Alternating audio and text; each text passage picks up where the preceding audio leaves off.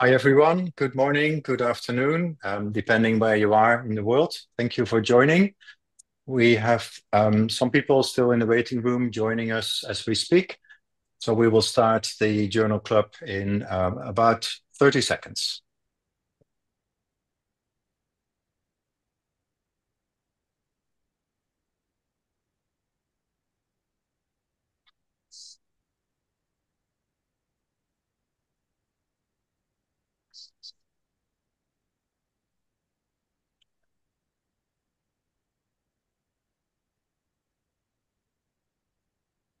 All right, let's get going.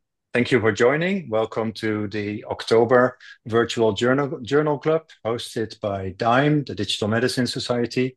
My name is Bert Hartog. I'm your host today, and it's a great pleasure for me in about a minute's time to introduce the panel we invited to talk about the wearable digital health technologies today. Before we get there, let me do a little bit of housekeeping. We are recording the session. That is for people who were not able to join, so they can watch and listen after the live event. We encourage you to ask questions during the session. Please use the chat to ask your questions. Questions are welcome. We'll monitor the questions and we'll try to weave them in to the discussion. There is a separate dedicated audience Q&A session towards the end, but we'll monitor questions, and when they are very topical, we'll try to weave them in real time. So don't hesitate, ask any question that's on your mind. And we will make the slides as well as the recording available after today's session. So let's get going. Welcome to the panel members. We're very honored and pleased that you are willing to make time available to share your knowledge and your insights on the challenges that come with the implementation of digital health technologies in healthcare. The information in the New England Journal of Medicine is very rich and of interest to a great many people. And we felt organizing a session where we get a chance to hear directly from you.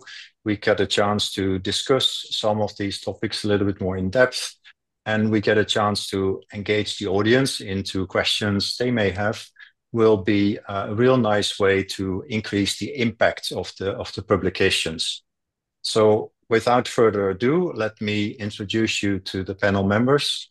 Jeff, if I can ask you to start, introduce yourself, then we'll run down the list and we'll go into the content when Stephen picks up the mic and takes us from there.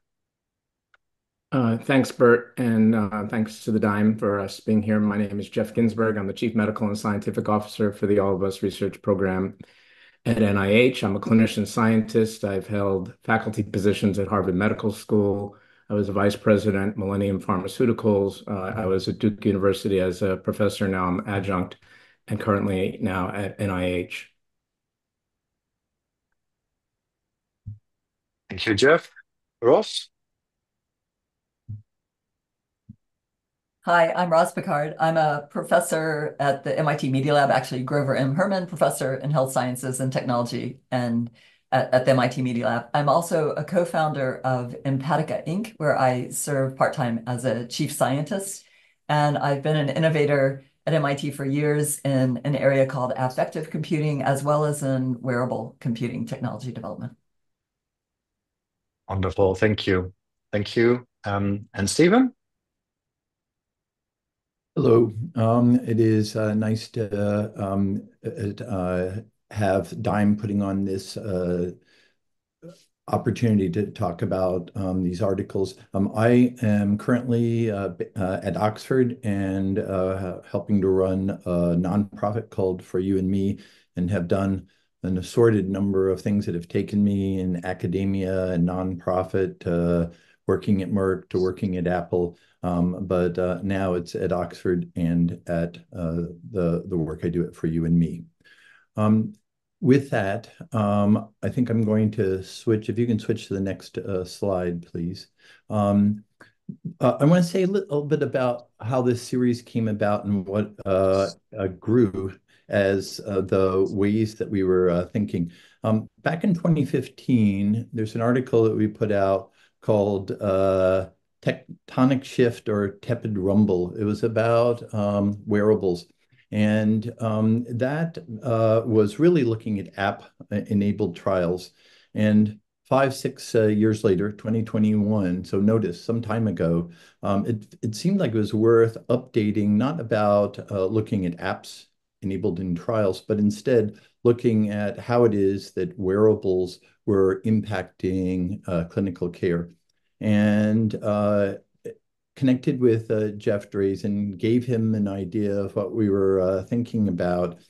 And he said, well, you better get some other co-guest editors, which became Jeff and Roz. And then the reason I'm going through this is when we started that, we were thinking we would love to go, what's the state and project forward this time?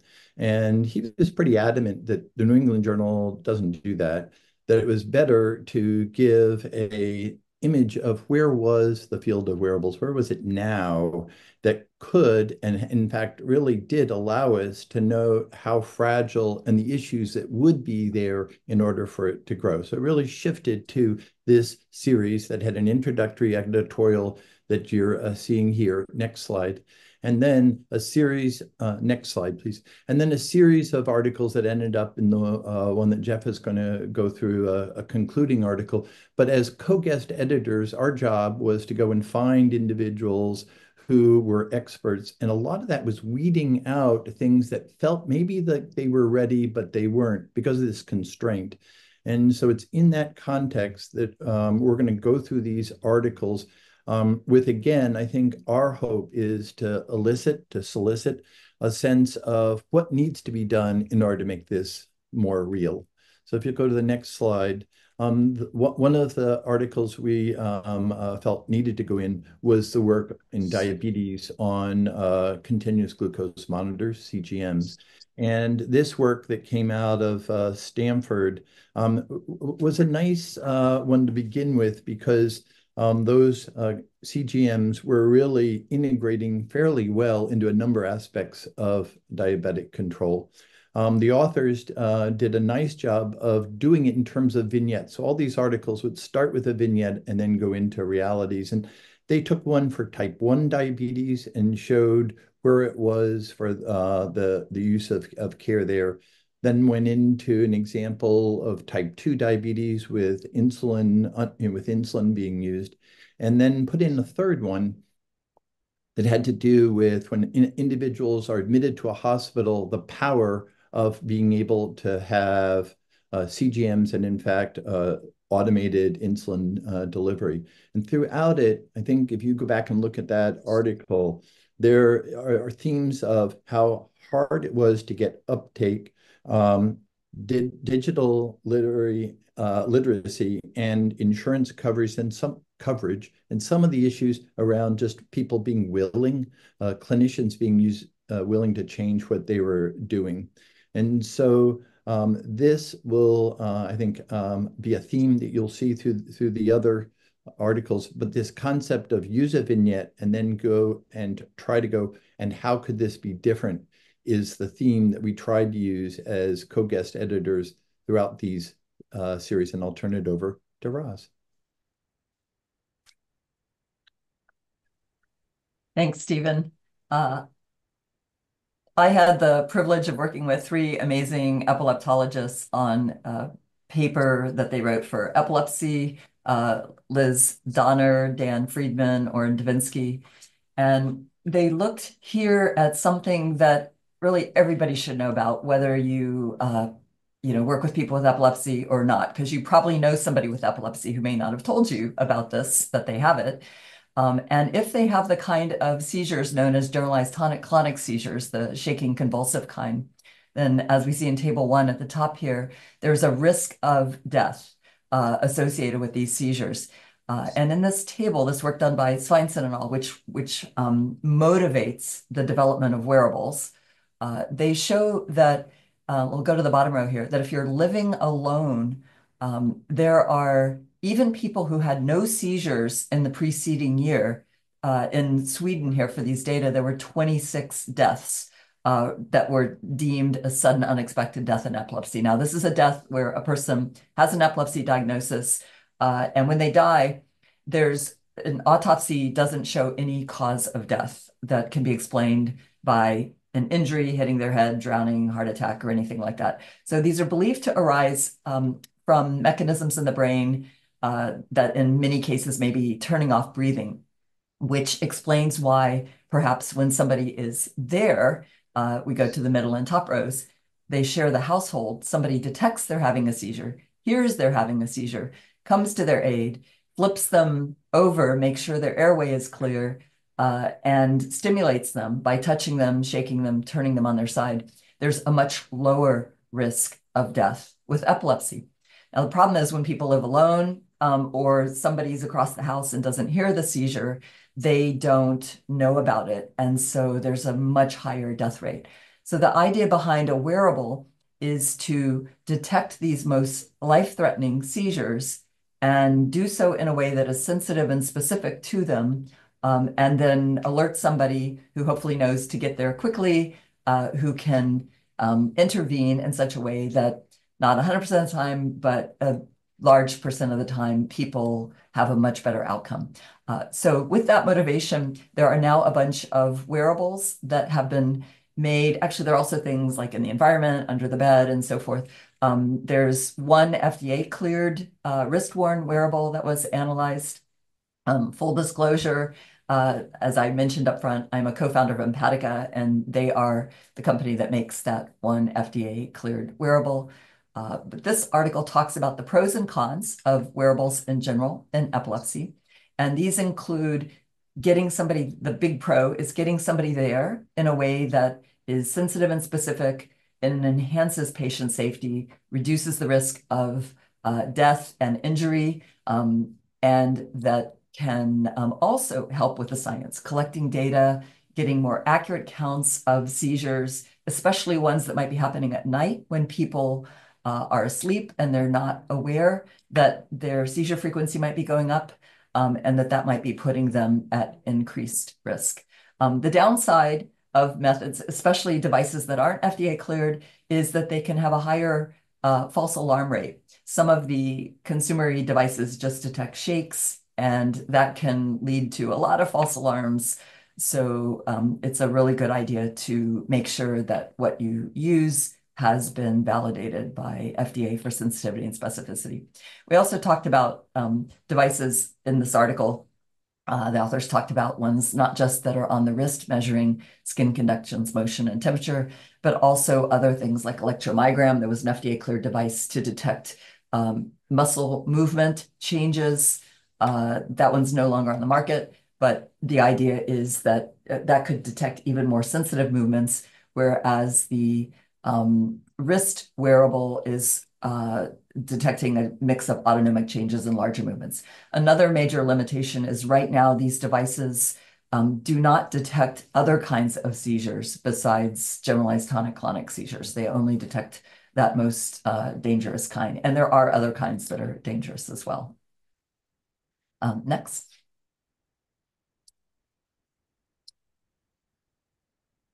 All right, and I also was a part of this paper, lead author Simon Feder at MIT, also with partners at Mass General Hospital, a team led by Paula Pedrelli.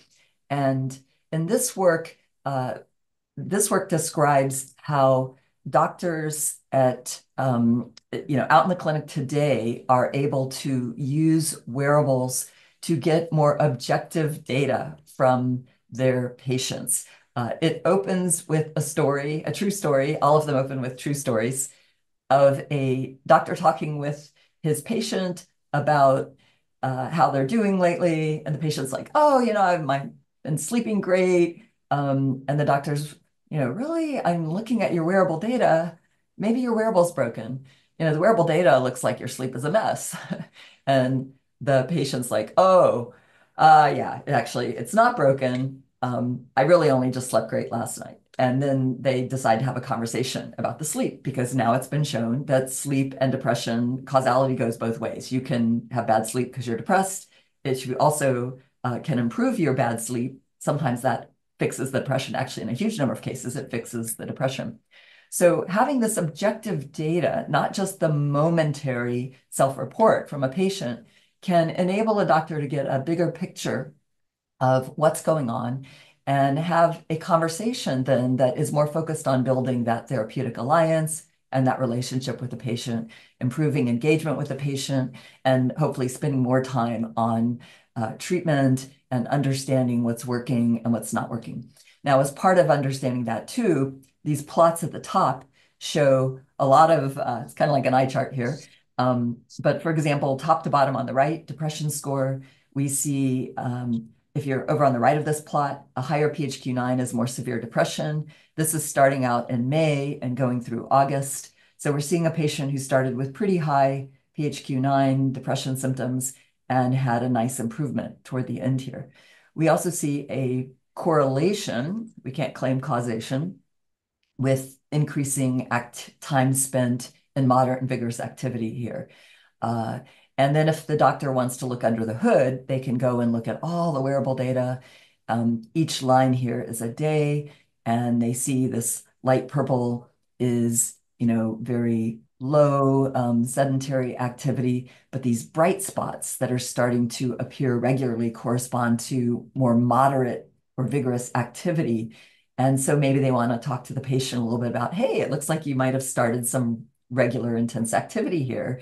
And by the way, that's correlated with your depression score improving, right? It doesn't mean it's the cause of that improving, but it could lead to an interesting conversation that also leads us into more personalized medicine, which is one of the very big and exciting potential areas for this. There are still many challenges with this. There can be an overwhelming sense of data. You might not want to show people all of this at the start. There's still a lot of interaction, and different clinicians and different patient pairings will want different things. If they've already determined one thing is not relevant for their patient's care, they just may not want to have that data on the table. But it can be, with support, helping doctors and clinicians learn how to use this. We think it can really enhance the evidence that is at the table, that is being considered while a doctor is deciding what is the most effective treatment. There are privacy concerns, there are compliance concerns. One of the nice things about a wearable is patients really can choose whether or not to wear it. So, again, we're empowering the patient to play a more active role in their care when they are given the option of a wearable with high quality data. And then on the far left here, you see a beautiful New England Journal of Medicine graphic made showing this therapeutic conversation happening and layers of data here, ranging from raw measurements which probably most clinicians are not interested in unless they're researchers, on down to where there's still active research, where, in our work, for example, using machine learning, AI, to see how reliably we can infer things like their Hamilton Depression Rating Scale score or other symptom severity scores that are relevant to understanding how their depression is progressing, not just a self-report PHQ-9. Next.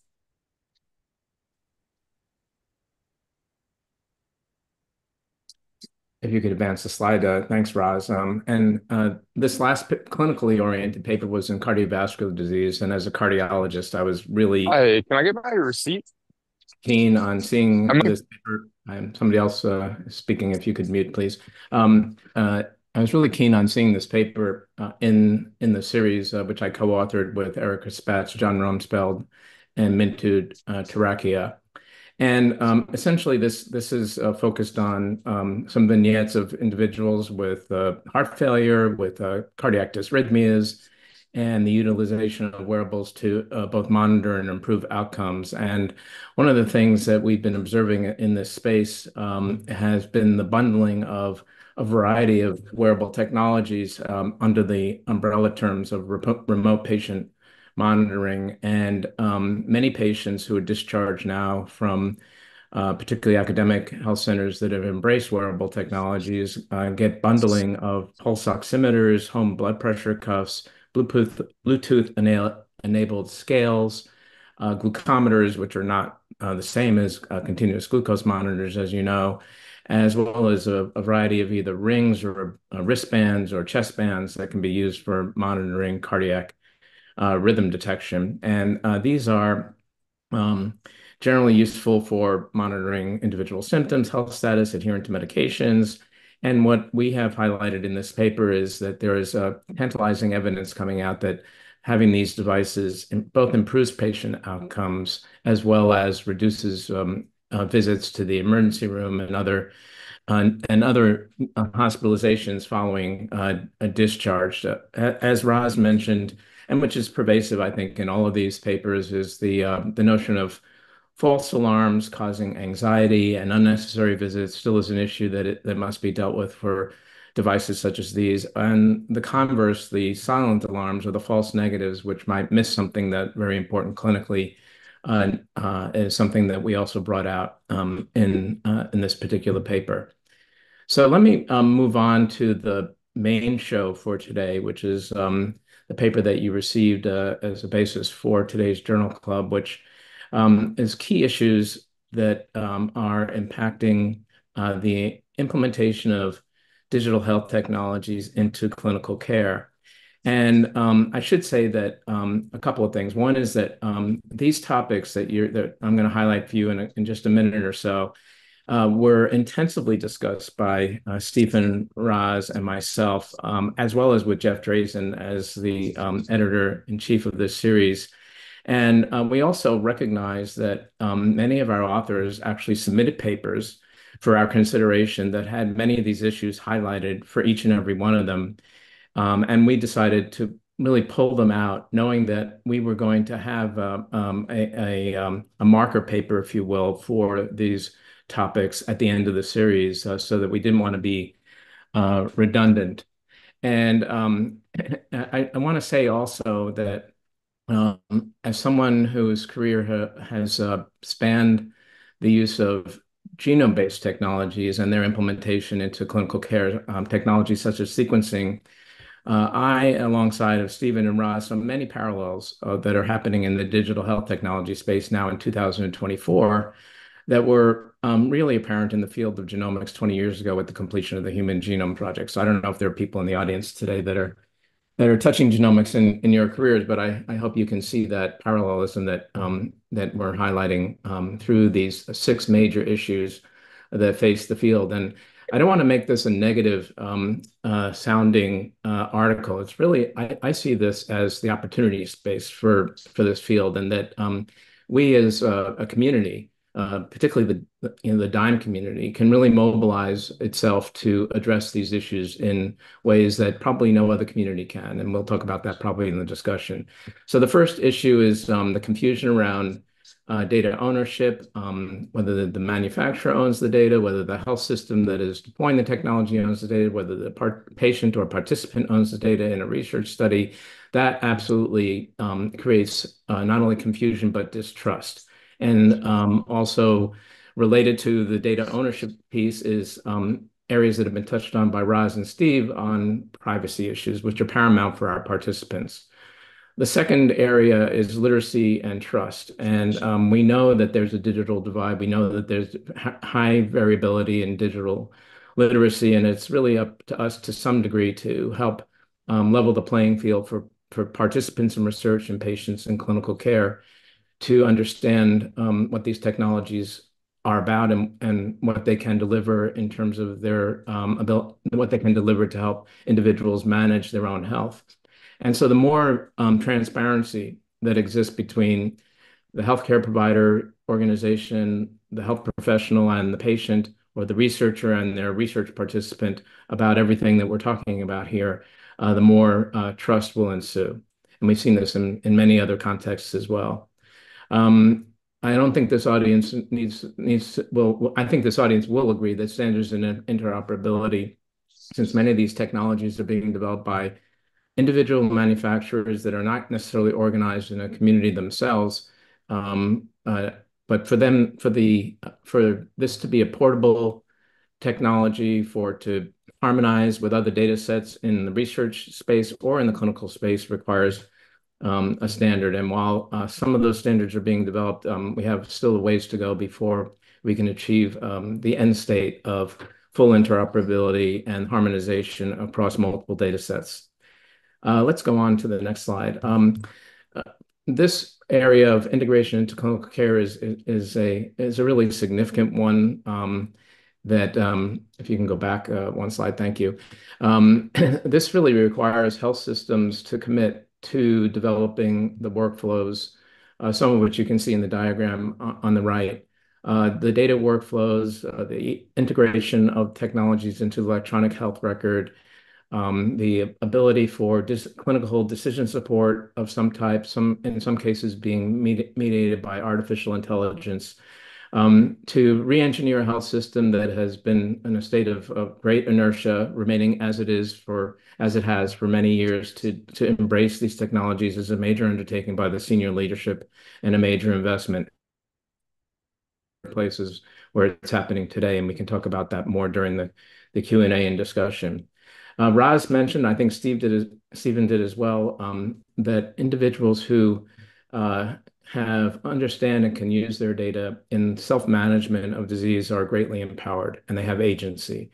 And we felt this was really important to point out in our series, is that this is not a paternalistic endeavor by a health system to deliver health information to patients using wearable technologies, but this is sometimes a patient coming to their doctor and saying, "Hey, I have this wristband monitor, an Apple device, a Fitbit device. How can I better use that to manage my health if I'm pretty healthy, or manage a disease state if I happen to have one?" And I think there's a lot of power in consumers as well as patients and participants in this space.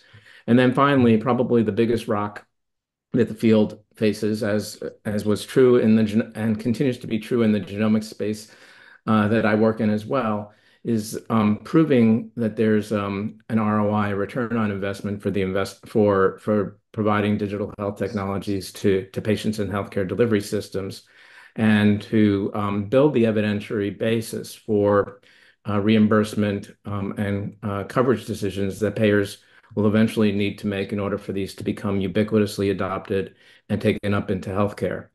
And then I think part of this ROI has to be approaching the digital divide.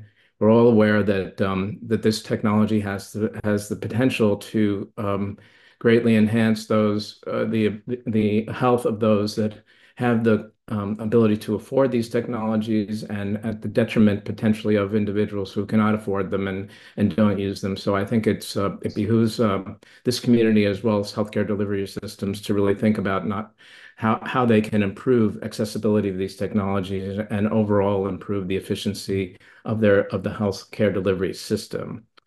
So with those 6 areas in mind, I think we're going to move into a discussion, but I just want to end again on the note that this is not meant to cast a negative message to this community. It's really a very positive message about things that we can do collectively and really get galvanized around taking action to address the many issues that we raised in this paper. Thank you. Thank you, Jeff, and thank you, Ross and Stephen, for a very rich overview. Amazing how much insight is presented through these articles. I can imagine that must have been a pretty big chunk of work to go through, but it must also be exciting to discover how much is already happening in this digital transformation of healthcare, and introducing these means to generate insights to really allow people to receive the most optimal care available to them. Before we go into questions, I just want to point the audience to links that we've provided through the chat. The Data CSA, the Data Collaborative Community that DiMe is hosting in very close partnership with FDA's Digital Health COE. That's where a lot of this collaborative work takes place. And that's also where you find artifacts like a digital measurement library, where you can see some of these examples with supporting evidence, and you can see what different stakeholders, different representatives from the ecosystem are working on. So you can leverage that work, you can build on that work.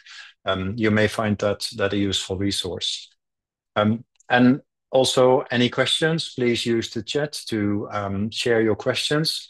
Then we'll pick them up during the conversation, or we'll pick them up in the audience Q&A that is scheduled at the end of the session.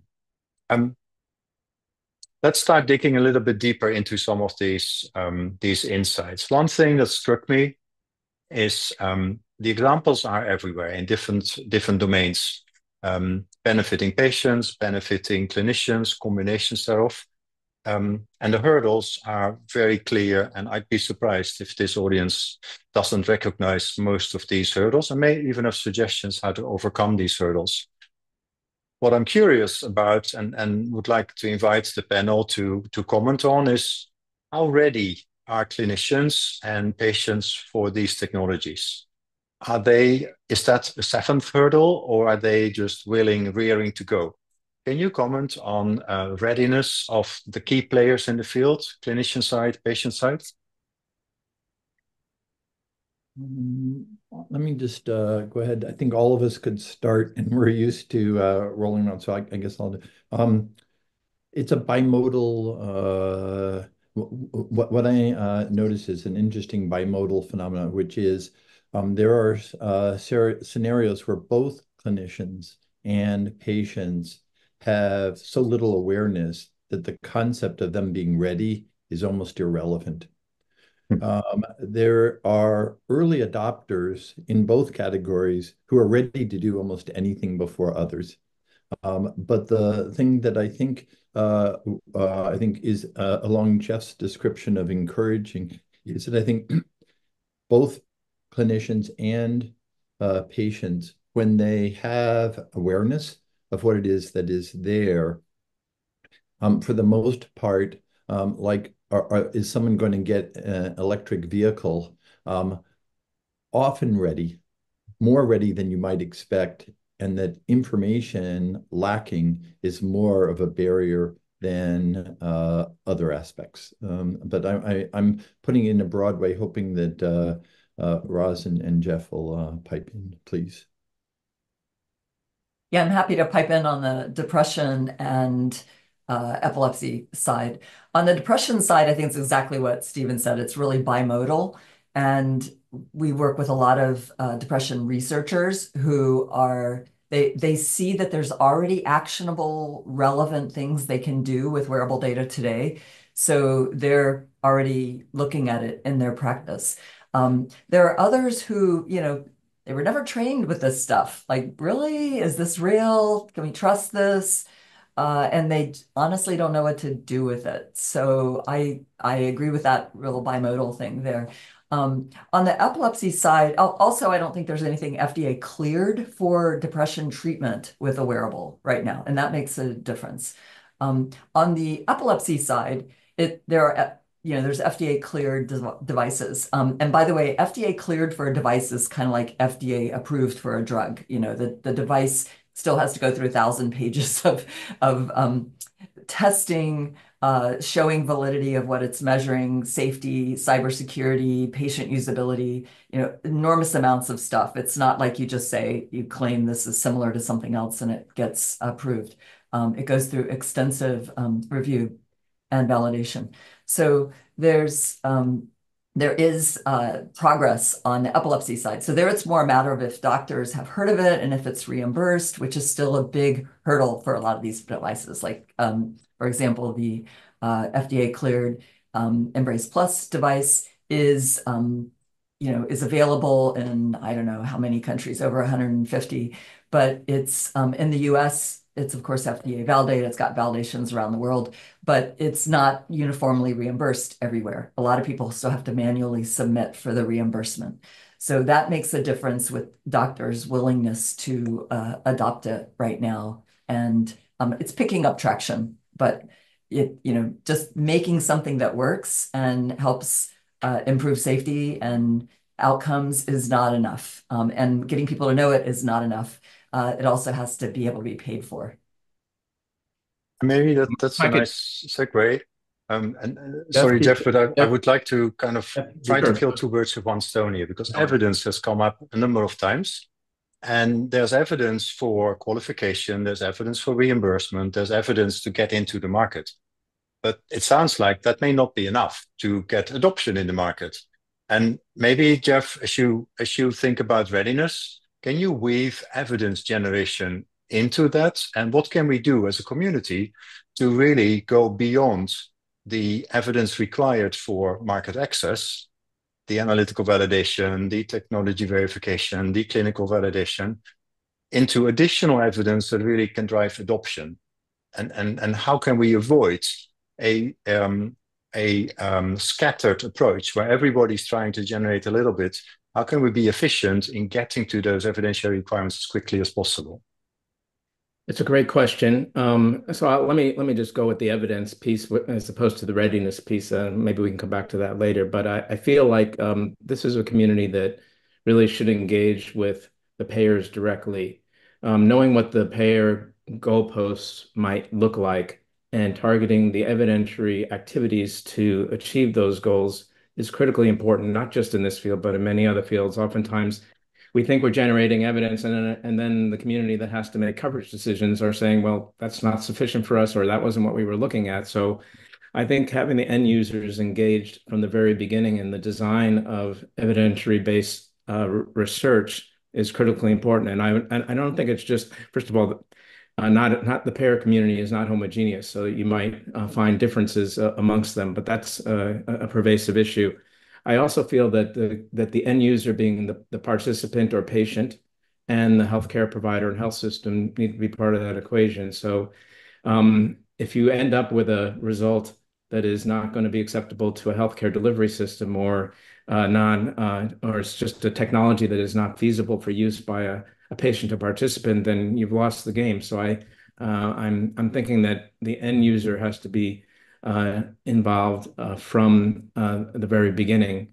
And the other piece of this is things that we talked about already, is the community getting together and adopting the standards, so that as evidence does grow, you can combine data sets or do comparisons between data sets that are valid. And right now, with different standards for data, that's virtually impossible. So that's an important feature of evidence generation. Can we build on that a little bit? Because the interoperability, the standards, that's one layer. But then when we look at the library for digital measurements that DiMe is hosting, we see 65 ways to measure sleep-related symptoms. We see 82 ways to measure activity-related symptoms. So is there an opportunity for harmonization on the measure itself as well, in addition to the data supporting the measure? What are your thoughts there for avoiding a wild growth of measurement opportunities where clinicians don't need 65 ways to measure sleep-related signs and symptoms? You need a small number. There's only one way to measure blood pressure. There's different technologies, but blood pressure is blood pressure. How can we move the field into more harmonization on what it is you want to measure?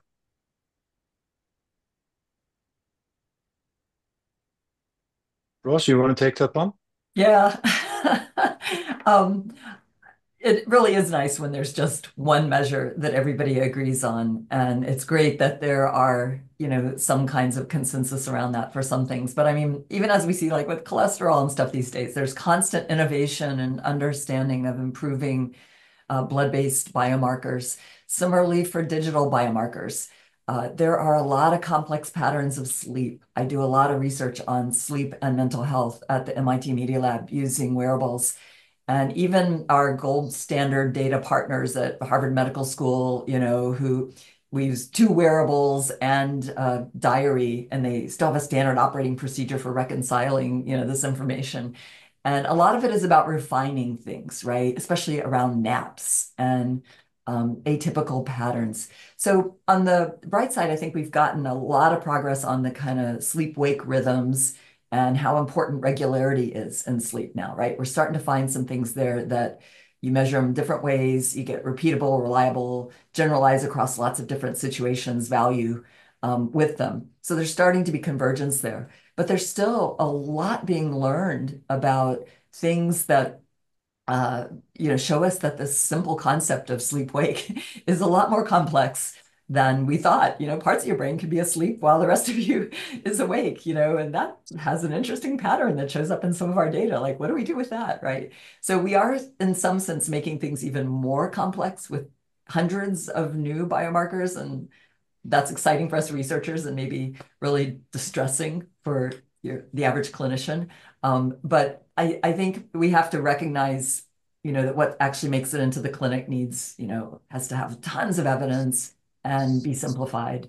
But the research really can be free to explore this wild, wild west and big world with objective data, right? But mind you, learning about how to handle the noise too. Stephen? Can I just do I think this point about the yearning for having a singular measure is important, but I want to follow on what Roz was saying. It's early days. And one of the risks is that a group that has significant commercial power says, here is the way we are going to do it before it's ready. So got to watch for that. Or any, but the point I really wanted to make was, and this is the world that Roz and Jeff also live in. The thing that's most striking to me, looking at the wearable studies that we do, is the uniqueness of individuals, the heterogeneity, and how what applies as, quote, normal or abnormal for one person is not for another. And wearables have such a powerful ability to give portraits of where people really are. If people are thinking that the wearables are going to have a way of knowing if you have this value, you should have this done, I think are yearning inappropriately for a homogeneity in how we're going to treat people. And instead, I want to make sure we keep that opportunity of saying for this person, this is what stress is, or this is what fatigue is. And so I think ways of measuring are good, but let's make sure that when we do that measuring, let's not assume that people are homogeneous and we can use those measures in discrete ways as we have in the past, like blood pressure. And if I could jump in for a second, I view there's an analogy here between the electronic health record data and what we're talking about in terms of wearables. So you can go to the EHR and you can find a dozen different ways to define chronic kidney disease, whether it's a summative measure like an ICD-9 or 10 code, or the combination of creatinine clearance, and other factors that are measures that are in the EHR. So I'm in the camp that says, let's not necessarily restrict to one standard for everything, but let's think about ways that we can develop computational measures that aggregate all of these data into something that is a very powerful feature. Respecting what both Stephen and Roz said, that there are different things, different kinds of measures that will come from different devices and in different states of health and disease transition for individuals. So I feel like we're too early, for sure, to narrow the definitions, but I feel like the EHR is in a similar place, having different ways to measure the same thing, and we figured out in some cases how to aggregate that data into a very powerful set of phenotypes. Wonderful, and thank you very much for those insights. There is a connection to some of the work DiMe has been coordinating in the last year or so around defining core measures, where it's not so much the core measure full stop. It's more about what are these meaningful aspects of health that people care about, and where can we define subgroups where a meaningful aspect of health may be shared by a subgroup in your population, and what are the concepts of interest you can measure in that meaningful aspect of health. And then you start harmonizing without limitations, because you're really connecting your patient's lived experience to treatment options through meaningful aspects of health and concepts of interest. We've added a few links to the chat where there's a lot of, there are many resources available, toolkits for how to go about developing your measure. how to define your measure, and even a playbook with the end-to-end holistic approach. Like, how do you go about defining, developing, deploying your measure in a clinical setting or for a clinical trial? So all of that has been thought through, has been developed in a pre-competitive collaborative setting with all the different stakeholders represented, the academics, the hospitals, the industry, the startups, the technology providers, to really come to an approach that is generalized, but is a fantastic starting point for implementation in your specific environment to really hit the ground running and get going with these measures very quickly. Before we go into audience questions, there's one other one that I would like to solicit the panel's view on, and that's this notion of return on investment. Many of us are scientists, clinicians, researchers, not economists. So return on investment, the concept is clear. You want to see what you get for your investment. But how do you go about that for these measures? What are the variables to measure to understand your return on investment? How do you know whether a return is positive? Based on what features? Can you add some color to that notion of ROI and how to go about it? I'll jump in if you don't mind first, and I'm sure Stephen and Roz will have other things to add. And one of the things that I'm not sure it actually appeared in our paper, but we talked about it, was the concept of a digital learning healthcare delivery system. So you've all heard of the concept of learning healthcare, I think. And in this case, this is a system that deploys an innovation or an intervention that's using a digital health technology, both does the implementation into the workflows that we've discussed, makes measurements that we'll talk about in a second, and then gets feedback and optimizes the deployment of utilization of the technology. At the same time, it builds the evidentiary base for its use. And the kinds of measures that one might undertake would be, I think, at different levels. You want to measure participant or patient related outcomes and features that, do they engage with the technology? Do they understand it? Does it provide them empowerment? Many of the things we've talked about. There's also the clinical outcomes. Does the intervention of a technology actually improve health outcomes? And of course, cost savings, healthcare utilization, reduction or not of hospitalizations, and maybe even operational efficiency of the system are amongst the measures that should be made. But I think this has to be done, in my opinion, in the context of an integrated healthcare model to really provide the full basis for adoption and ROI. Just Ross, you may have something also, but I want to go sideways here, sorry, and say that one of the things I'm struck by when you talk about return on investment is one of the problems is we have a conflicted system of return on investment. So there are providers who are looking for their return on investor. We have insurers, we have MDs, we have hospitals, we have instrument makers. But actually, the sad thing is it should be about the return of investment for the patient. That is not what drives whether something gets adopted. And I'm just sorry we're in a healthcare system where the return of investment has people who want to make sure as a hospital, I make money. And they don't want to bring that in unless they make money. And unless it changes the efficiency of their clinician, they don't want to do it. And so I think the return of investment is fragmented and conflicted, and we should remember that. Some countries in the world don't have that as much, but it's rare. Where I wish what it was the return on investment was how did that help the patient?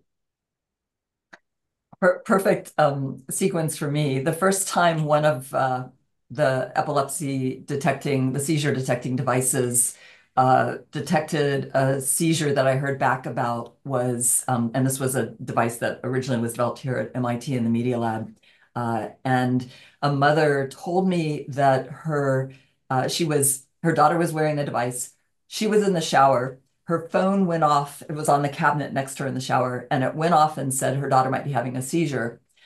She interrupts her shower, runs to her daughter's bedroom, finds her face down in bed, the color of Jeff's shirt, blue, not breathing, flips her daughter over, and her daughter takes a breath and another breath, and slowly her color comes back. And the mother sends me a mail shortly afterwards and tells me what happened. I think I turned white as a sheet reading this, oh no, what if, you can't count on these devices. What if the battery breaks? What if the Bluetooth breaks? What if? And she said, it's okay. I know no technology is perfect, but she said it saved her daughter's life. I said, well, it got you there in time to save your daughter's life. And you can't put a price on something like that, right? Now, the healthcare system and the economists, they will try to put prices on these things. But, to the extent that we can get these new technologies out there, making a difference, just as Jeff and Stephen said, in the lives of the patients and their families, so that more families are celebrating birthdays and not remembering this tragedy on their child's birthday, on their loved one's birthday. The more they can be, enjoying life and celebrations, that's just priceless, right? And this technology, that's just one example of what digital wearable health technologies can do. There's so much more we can do, getting insights that are personalized, that are able for patients to learn about themselves, to act on, to have more engagement with their health, more engagement with their clinicians, and also start to personalize treatments. So it's not this one size fits all pill. If you're running a clinical trial, now you can add in a wearable and you can see that, hey, look, our treatment actually works for these people who have this kind of physiological phenotype, and this kind of behavioral phenotype. And it works for them. And it doesn't work for these people who are inactive and not sleeping well. And maybe if we help those people with their inactivity and their sleep, in conjunction with our treatment, they will reap the benefits in a greater way. So I feel like so much of medicine has been like really myopic, like looking at just the little blood-based thing or whatever they measure. And now we can give them a much, bigger perspective on what's actually going on in people's real life. And then hopefully working together, help improve health in the way that we all want healthcare to be, right? Preventative, personalized, and really making a day-to-day difference. And Bert, just one quick thing, and I haven't looked to Roz and Jeff on volunteering with me on this, but there were a number of questions that were coming up that looks like time-wise we're not going to get to. And I think if there was an opportunity for people to submit questions that we would not get to on the video, but if you had a way to capture some of these questions, there's some people like Arfan and others have some really powerful questions that we like. Is there any way that DiMe could sort of have a way where anyone who wanted to submit a question, we had a chance to reply briefly, not here, but afterwards, because I feel as if you've opened up a beautiful thing that with all the papers and all the things as you started saying are so many. I think that I wouldn't guarantee that we're going to answer all of them, but I think Roz and Jeff, there are enough really powerful questions in there that we might be willing to address some of those if they would be helpful to those who are kind enough to get on and listen to us. Absolutely. We extract the questions. We'll make sure every question gets answered. And we can do that asynchronous after the webinar. We've touched on a number of questions already.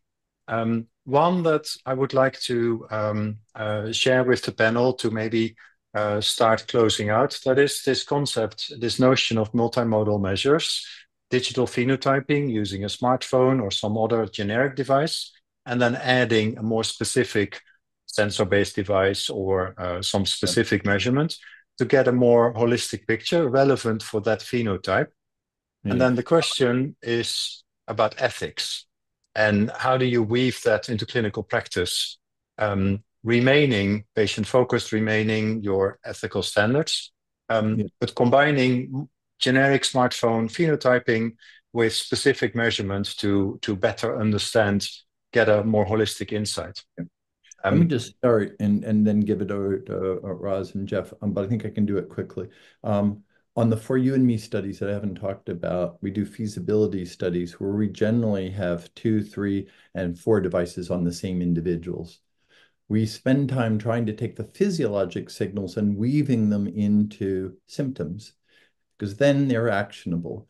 And so I think that many groups do it, but I just want to say that as we move forward, they're not examples in clinical care very much. Roz has a couple of them, but for the most part, what is going to come absolutely is two layers. There's going to be that layer that comes, but then the other layer that I think is really important is sometimes wearables try to say, I can do this on its own, but actually where you can take genetics, where you can take analytes, where you can take EHRs and the wearable data, and you fuse all of those into a way of looking at what's happening to someone, it's even better than taking just wearables by itself. So there's intra between the wearables, and then there's inter layers. That is how medicine. It's not as if others will go away. So that's the first. And then on the ethics, very important. For the concept of and Roz talked about in this beginning, but is very important. There is something called personal wearable technologies, which is where the person is trying to navigate. We call it being a compass, where you're trying to give someone an ability to navigate so you don't have to weigh on the healthcare system. And you're touching there. But I think we didn't talk in this series for good reason, but I think that anyone who is trying to figure out how can that person navigate and what can you give them, then the ethics becomes very interesting, because it's what are you doing for that person to help them? And I'll stop there. But Roz and Jeff, sorry. Yeah, let me tie that one to another question in the chat. I agree with everything you said, Stephen. Try to keep 1 minute, Ross. 1 minute, Okay, and yeah, then we'll start wrapping up. Yeah, thank you. If people want to do the multimodal studies, a great way to get started is to take a well-designed classic study where you're characterizing the patients well, you're measuring these other things, right? Classic medical measurements and symptoms and so forth, and add in the wearable in a thoughtful way, or multiple wearables, as Stephen and we sometimes do, and the smartphone, so that you get as much context as possible. And then bring on board some engineers, great data analysis people. There are a growing number of us all over the world now. I know here at MIT and Harvard and Patica, we have a lot of people who focus on these things. And we will work with you in the medical space to jointly learn what is noise, what is signal, what is predictive, what generalizes, and design the kinds of analyses there where you can get those really useful takeaways. Wonderful. Thank you so much. We're running out of time. This could have been a day-long webinar, workshop type session with breakouts and digging deeper in some of these areas. Hopefully it inspired some new thinking. Hopefully it inspired reaching out, making connections to continue do the research in this field, but also start implementing, because the examples we've seen are real. This is what's happening today. This is what's possible today. So there's a lot that can already be done whilst research and advances in science continues. Thank you very much to the panel members. Stephen, Ross, Jeff, brilliant, really unique opportunity to hear directly from the leading authors on this series. Very, very special and very much appreciated. Let me bring up one more slide before we close, and that is the announcement of the next, there we go, of the next journal club on October 16th, where we will share a different publication, which is about the financial benefits for digital endpoints in clinical research. Quite specific, it does touch on many of these ROI-related elements, but in a confined space, in a very well-defined subdomain that may inspire further thinking how this can translate into healthcare, into application in a more care delivery setting. So that is one I would like to make you aware of. And then I would like to thank the audience, thank you to the panel. We will follow up with additional answers to questions, and we will make the recording and the slides available through the DiMe channels, so everyone interested can take another look or can take a first look if today wasn't possible. So thank you. And with that, we've come to the end of the session. Thank you. Thanks, everybody. Yep.